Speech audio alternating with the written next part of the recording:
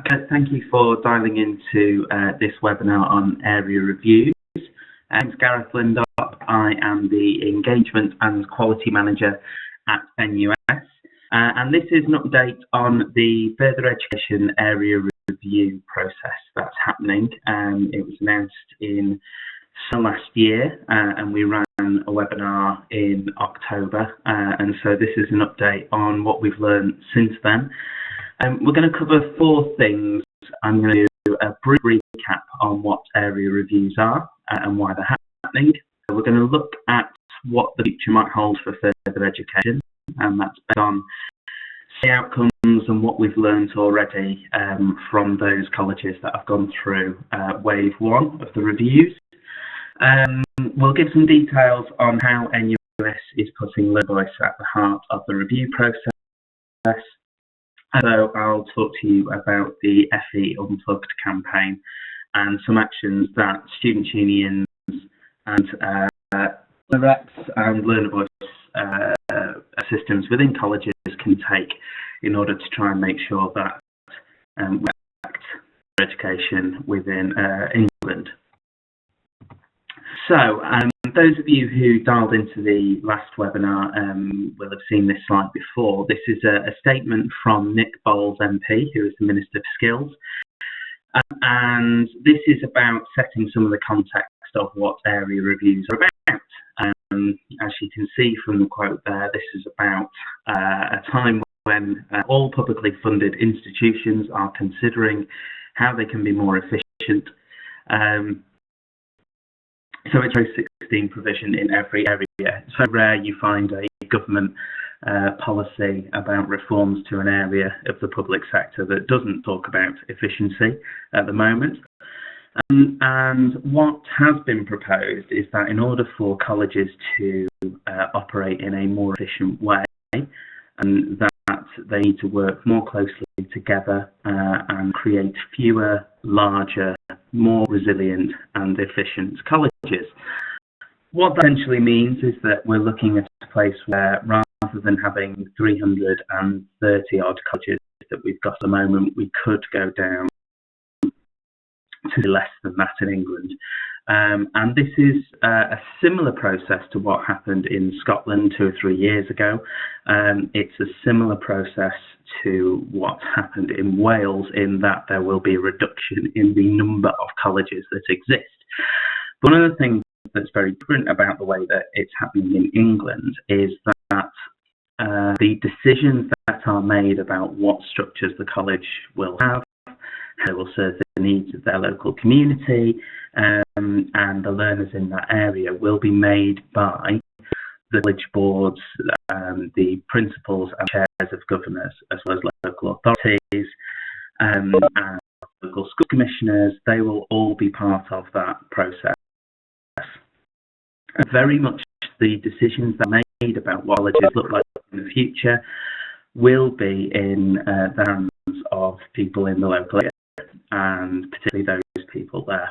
So there's going to be a series of, we think, between 38 and 40 reviews. It's not quite clear yet exactly what the number will be.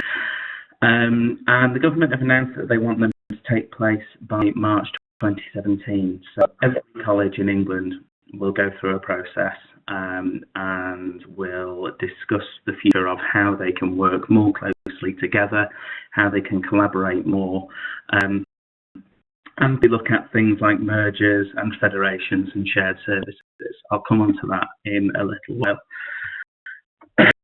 The area review process itself, it's made up of a board of all of those people, so the principals and chairs of colleges, all of the colleges in the area, plus lots of stakeholders.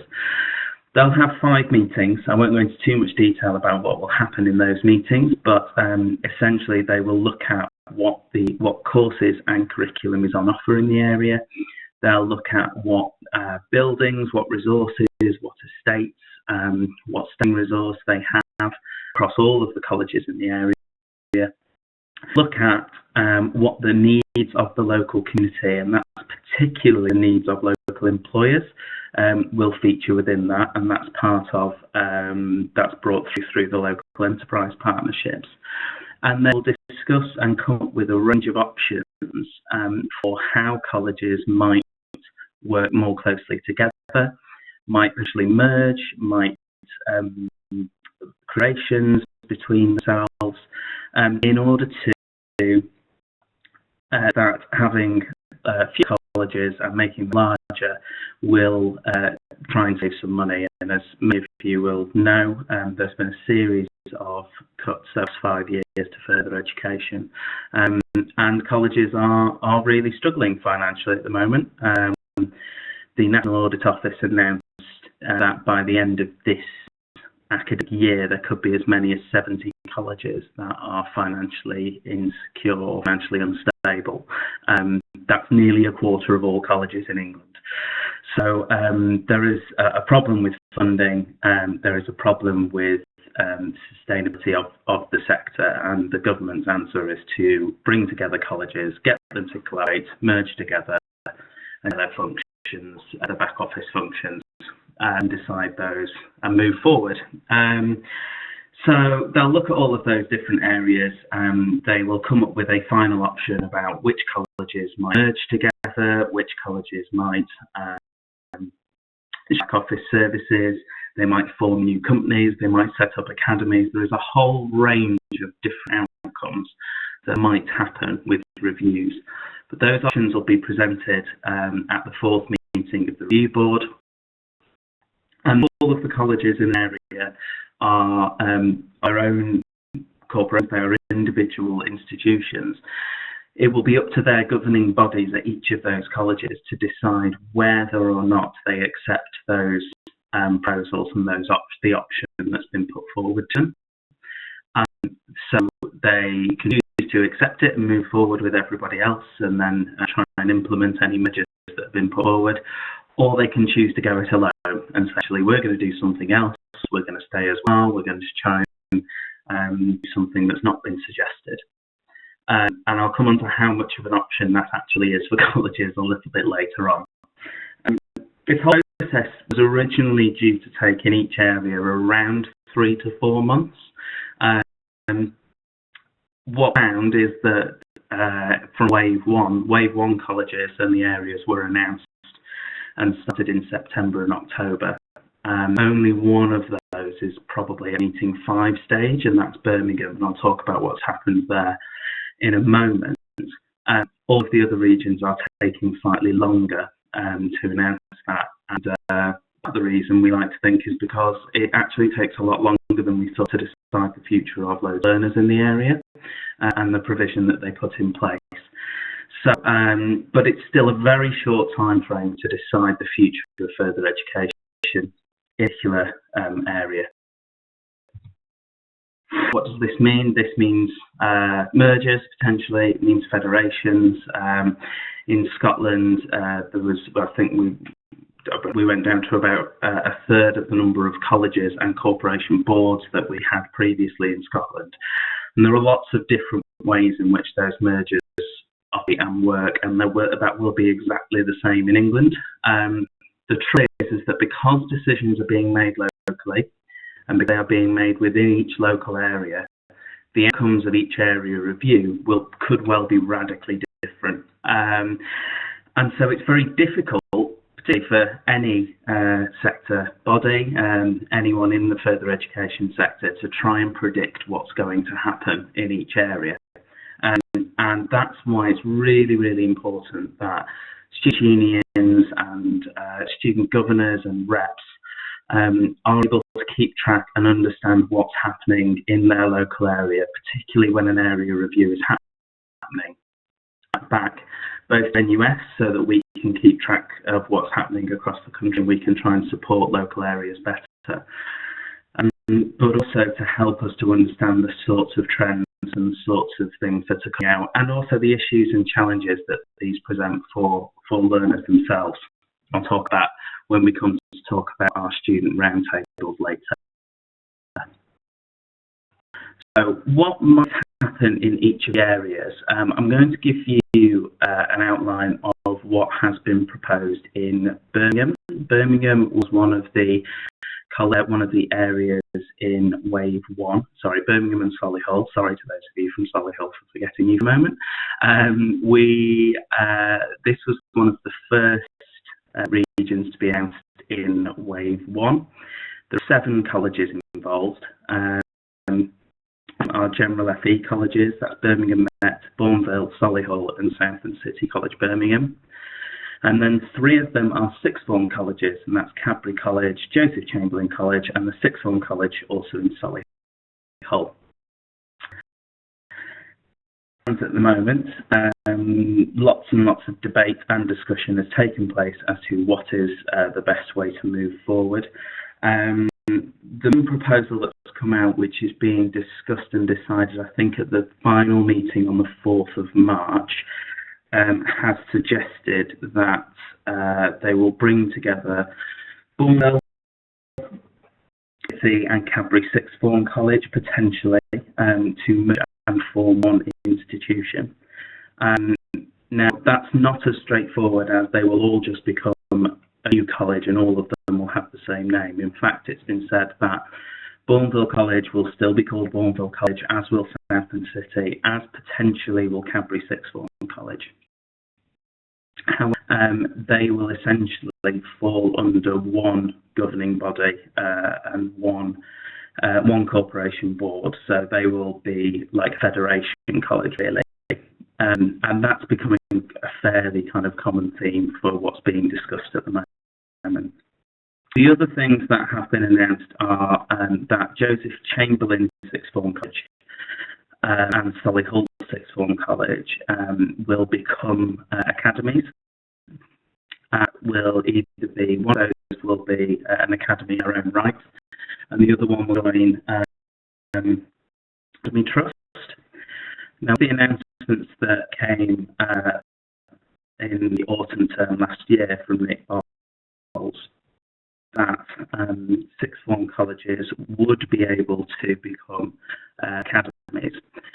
And one of the reasons why that's favoured and been reasonably well received by sixth form colleges is because at the moment, as a sixth form college, they have to pay VAT on a lot of their on all their activities, whereas becoming an academy means that they avoid that. Sixth Form Colleges Association have been running a campaign for a few years at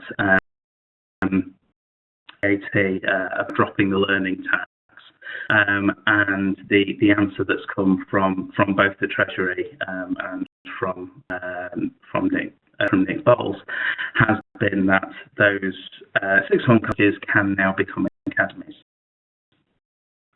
So, there are lots of questions that then exist for us, and particularly for learner voice.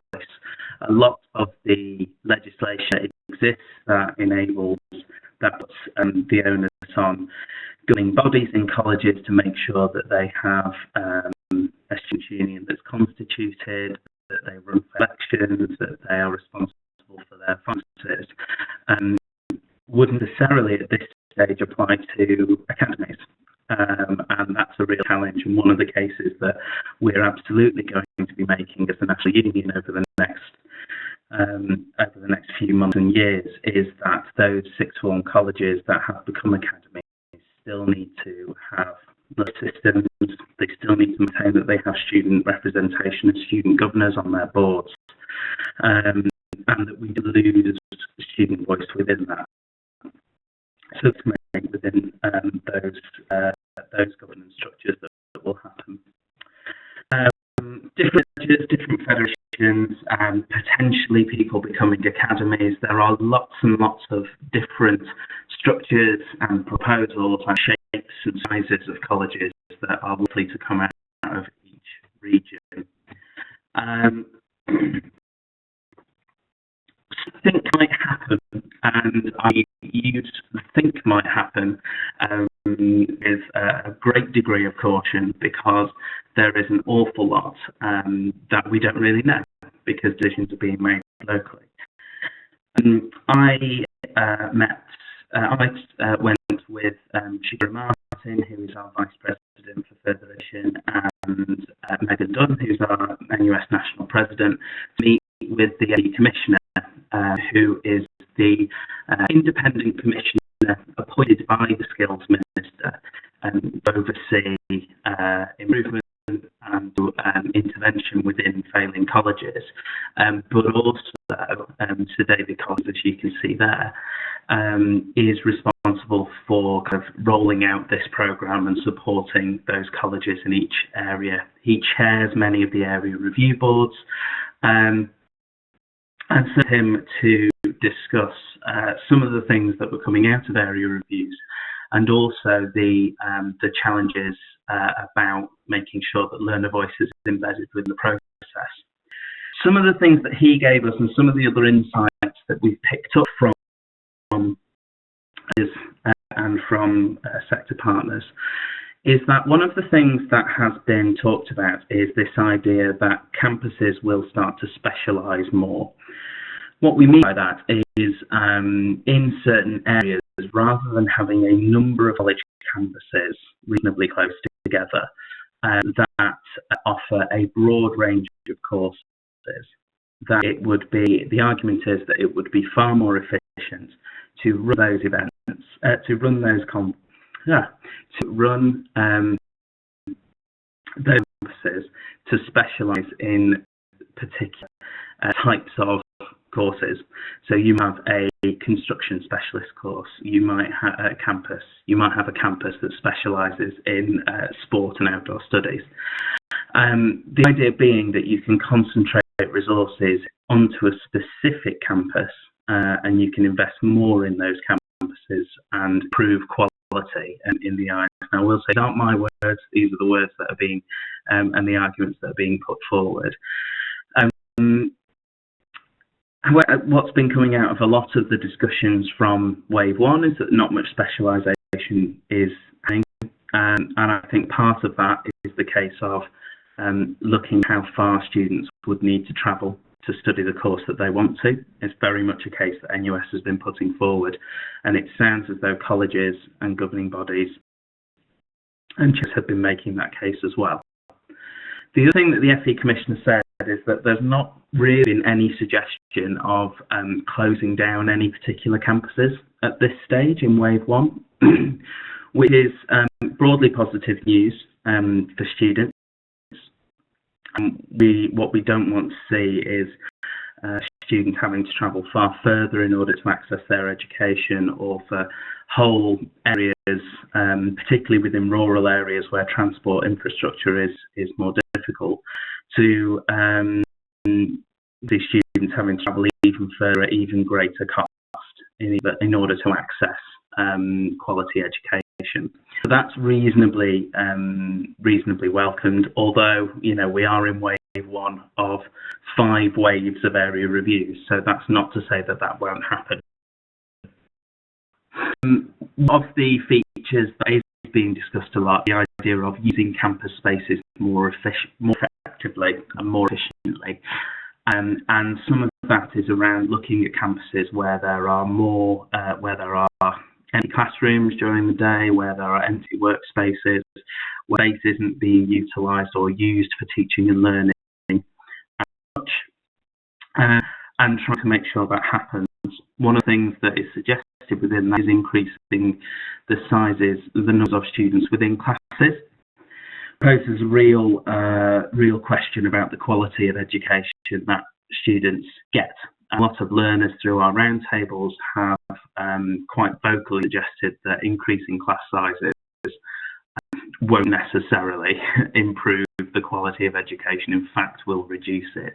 And kind of the quest for trying to make it more efficient in doing so is at the detriment of the experience of learners. So we've been making that case, and student unions have been making that case as well.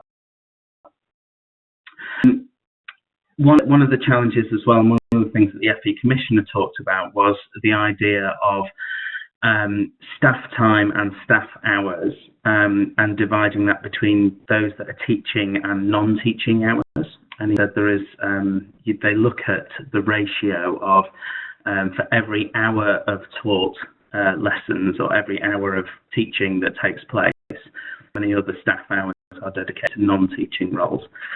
And, that David Collins talked about, some colleges had it that for every hour of teaching, there were 3 hours of staff doing non-teaching roles. In some cases, it was 1 and 7. And one of the things that is being considered is around how colleges can reduce that so there is more of a focus on teaching and learning.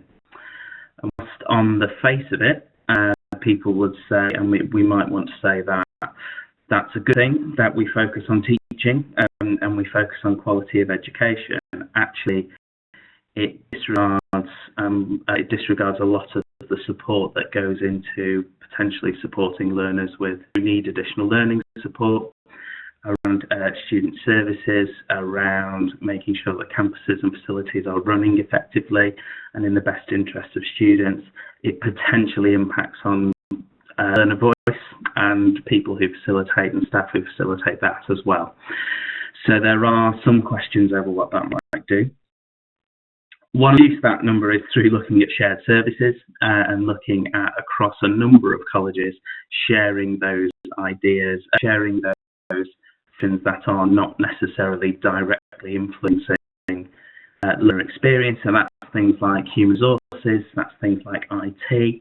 So rather than having one department in every college, you have one department, one organisation that serves 3, 4, 5 different colleges. And one of the things that's come out as well is looking at colleges working together to establish a separate work-based learning company or organisation or provider on the delivery of apprenticeships. That is an option that's being put forward as well. And as I said before, it looks as though from what we've talked to other people in the sector and principals and governors, that there will be a move to look at more federations rather than mergers. It is looking at saying, well, colleges and a lot of colleges and students use the college because of its name, because of its culture, because of its ethos and how it operates. And in many cases, colleges want to preserve that, and they don't want to kind of lose that identity. And so the idea is that they would remain as ex-college, but they would be governed overall by a governing body, and that's kind of how the merger would take place. I did do a really nice animation here where I talked about the different types of mergers, but unfortunately, animations aren't working on this particular WebEx training function. So I won't be able to talk through, and I won't talk in detail about the different types of mergers and what federations are as well. But a key part of this is around student governors. Student governors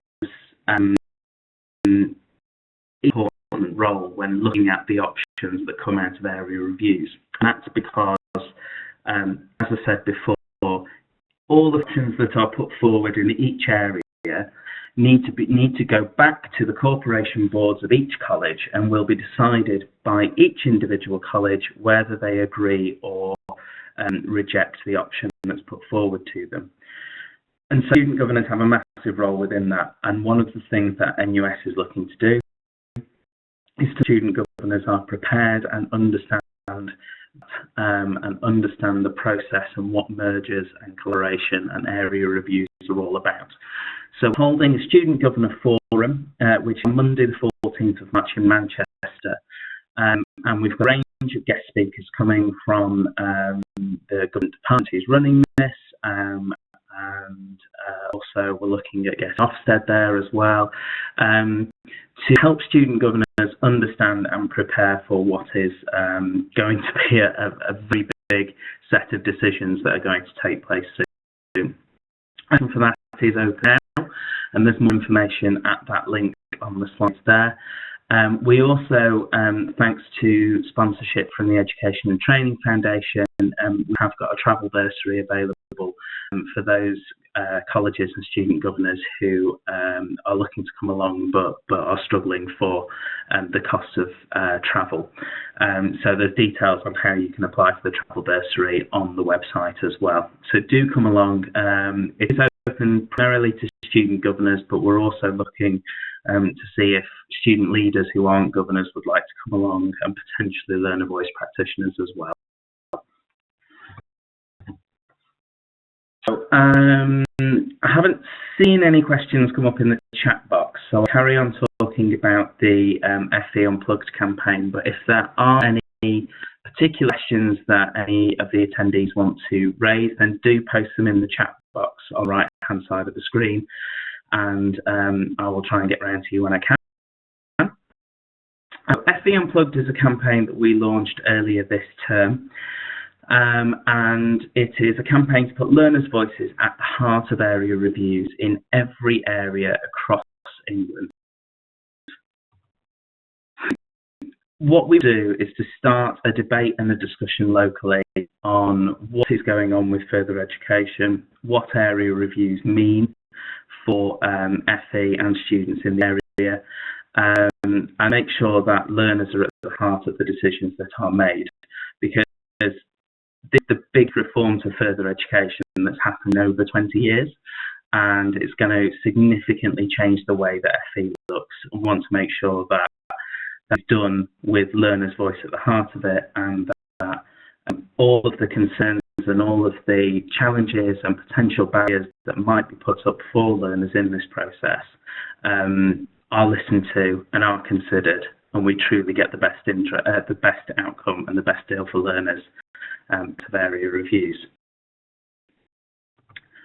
There are two main parts to us putting learner voice into area reviews. The first is kind of a formal process that NUS has fought quite long and hard for with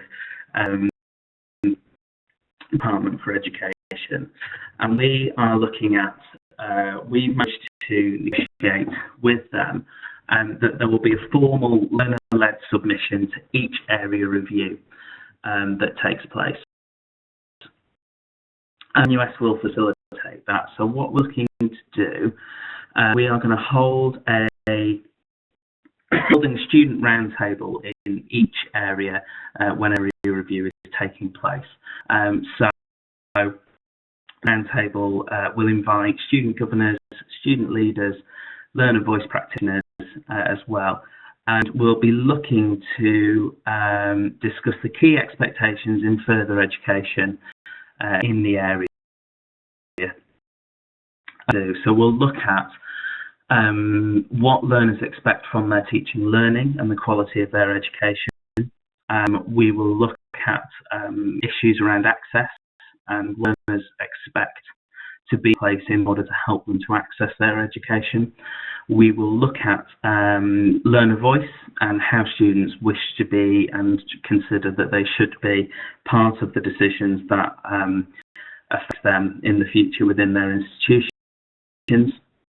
And we will also look at what learners think the outcomes for their education should be. And we'll compile a report and we'll send it through to each area review board, and then at the third meeting of each of those formal boards there will be a report that says these are the expectations of learners, to really help those people making those decisions map out what it is that they need to consider. There's a lot of people in the sector who talk about learners being at the heart of everything that they do. And one of the things that we're doing through this process is making sure that they can't ignore that, and they can't just get away with saying it and ticking a box. We want to make sure that the decisions that they make are in best interest, because they have those interests there in front of them. We've got nearly all of the reports from Wave 1 are now done, and they are up on our FE Unplugged hub, which I will I'll post a link in the chat window towards the end of the session. I'm just going to take a moment because I've seen a couple of questions have come up in the box on the side. So the first one comes from Daisy, who's the president at University of Derby Students' Union. Daisy, I don't know if you can unmute yourself and ask the question, or if you'd rather me read through it. I'm just going to...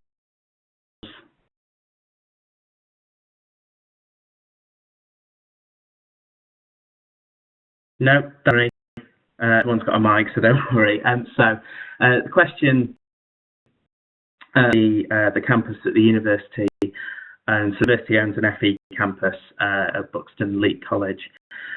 The principal of the university and the principal and the vice chancellor have decided not to take part in the Staffordshire area review, and they won't be part of the Derbyshire and Nottingham and Nottinghamshire area review either. So whether people get the chance to pull out at various stages.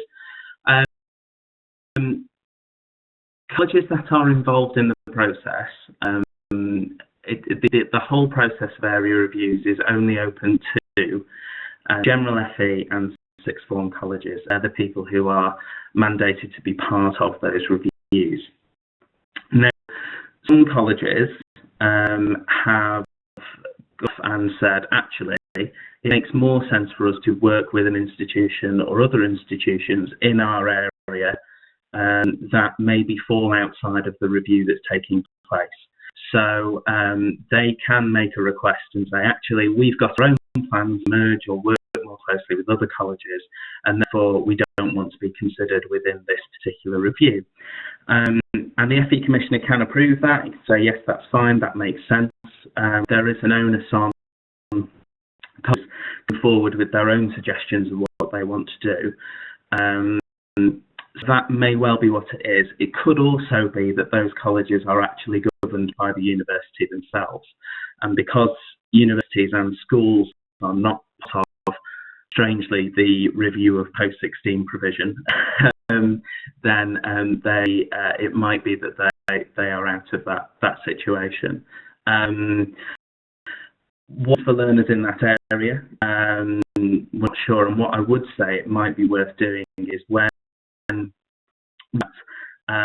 we look at those reviews. Obviously, the statutory review is underway at the moment, and we've held the roundtable there, Daisy, but the report is currently being put together. It might be worth us maybe speaking with yourself and maybe putting us in touch with Buxton and Leek College or some of the student reps there, and to try and get them to see if they look at the recommendations and they agree with them. So I hope that helps, Daisy, with that one. Also, Lisa has said that, so I'll just get past my questions, and try in the discussion. We haven't been allowed in. How do you recommend we get in?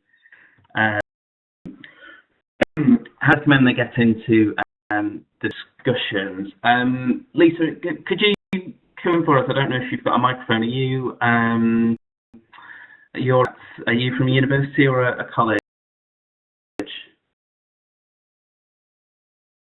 You don't have either, do you, Lisa? Right, okay, Birmingham City University, that's fine, no worries. I would say if it's fully getting involved in the discussions that are taking place between colleges and through the area review boards, the first thing I would always recommend is going and speaking to the Vice Chancellor in the area to see what their at the university, see what their view is on area reviews, how contributing to it. Because one of the things is when there are colleges that are delivering HE courses that are maybe franchised from universities, there's clear partnership between them. And what does that therefore mean for those HE learners? Colleges, are they going to go and set up their own federation between a few more colleges to deliver higher education?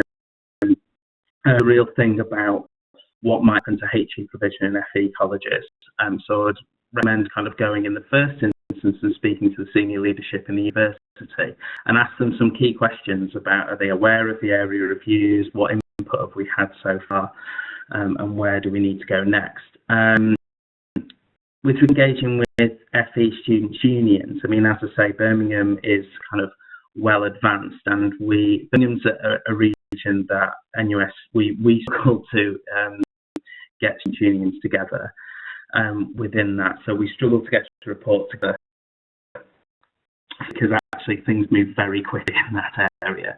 But there are student unions in that in the Birmingham and Solihull region who it might be worth linking up with and talking to about their concerns, particularly now that they are about to formally announce what's going to happen with those colleges. And moving forward, we want to make sure that we're trying to start putting in plans in place to help support student unions where are mergers taking place, to build effective voice structures, to merge their unions together, and to make sure that we protect kind of the quality of education and make sure there's adequate transport and travel in a particular area.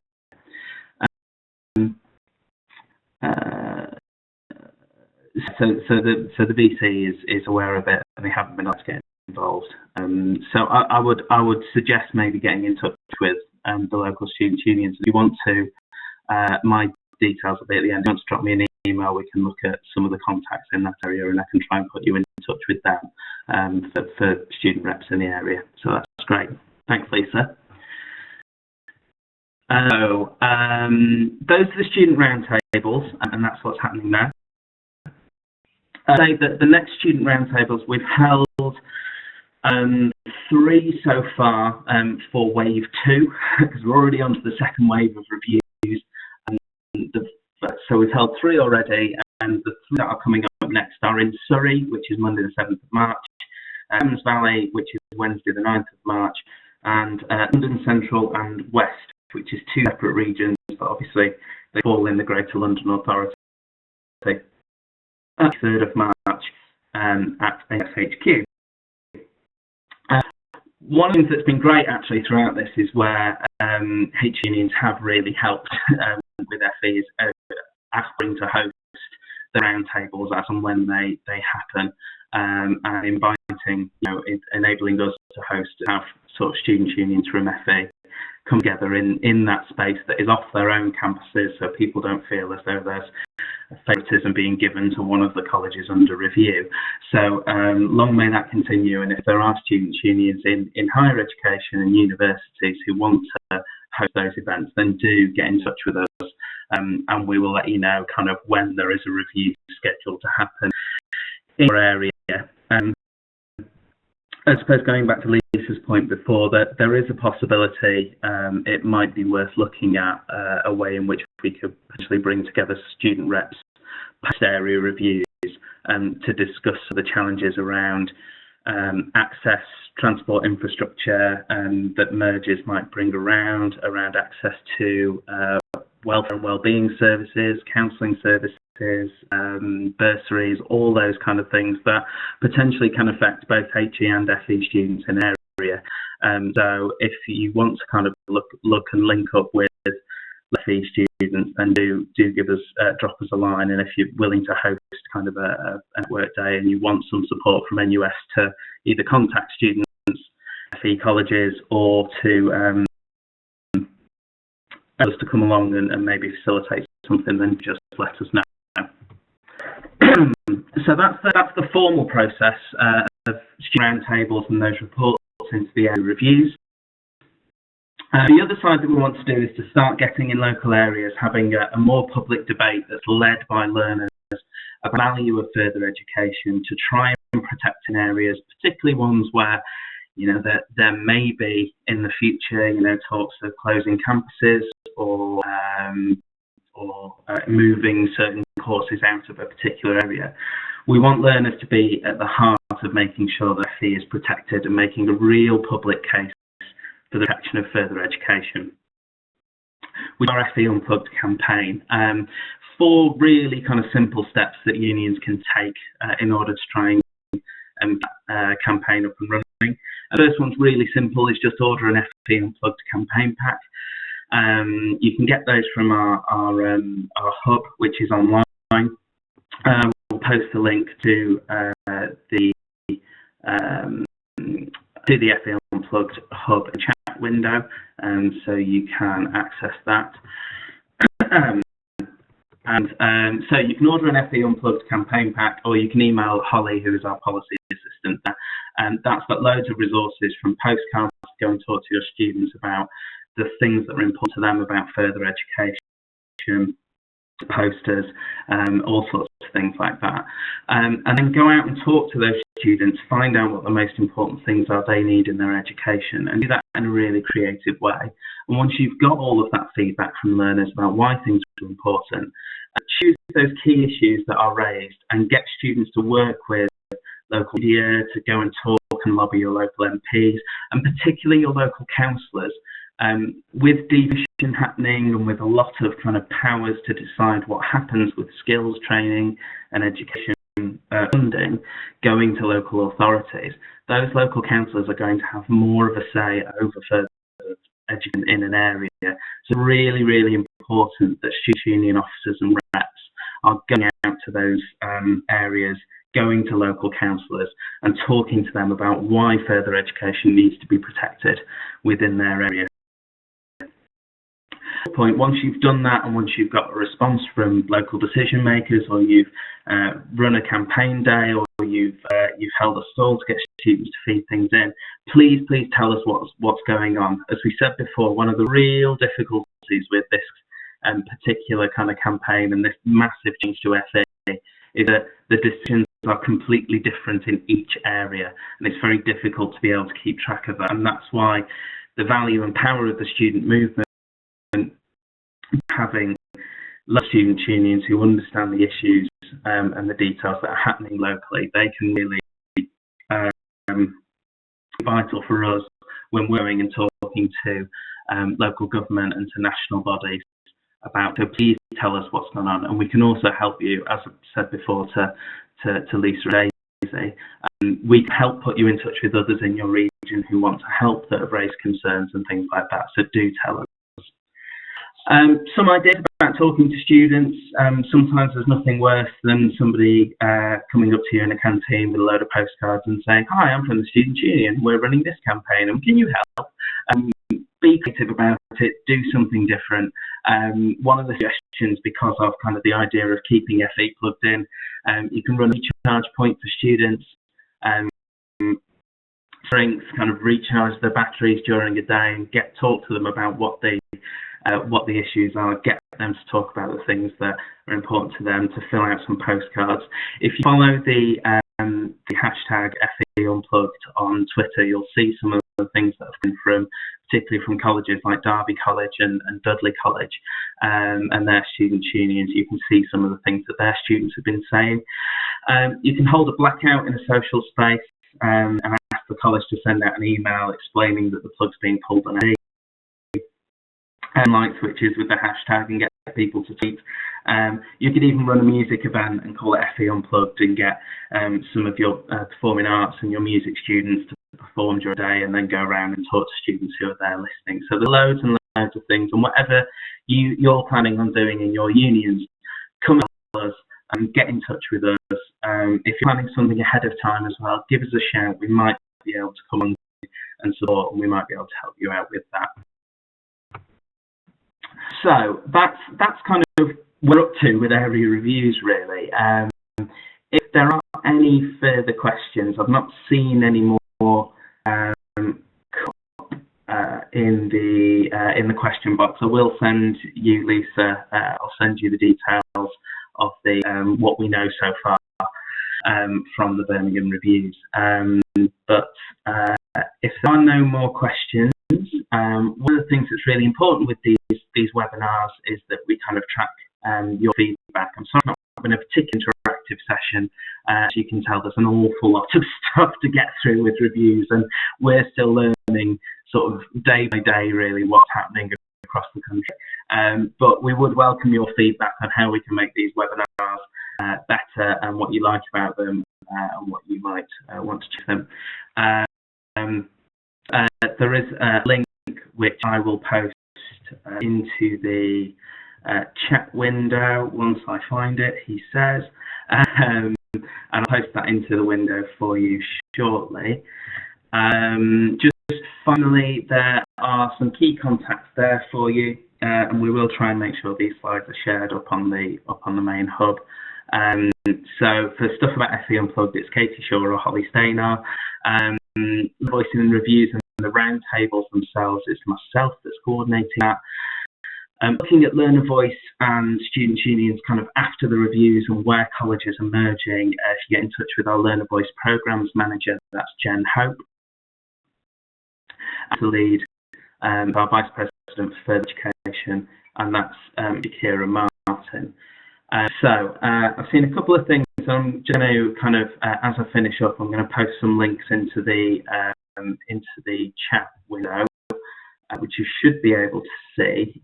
If it doesn't show up, then just send me another message, and I'll kind of be on this link for the next 10 minutes or so if there are any further questions people want to type to me. But other than that, thank you very much for joining, and we'll hopefully speak to you again soon.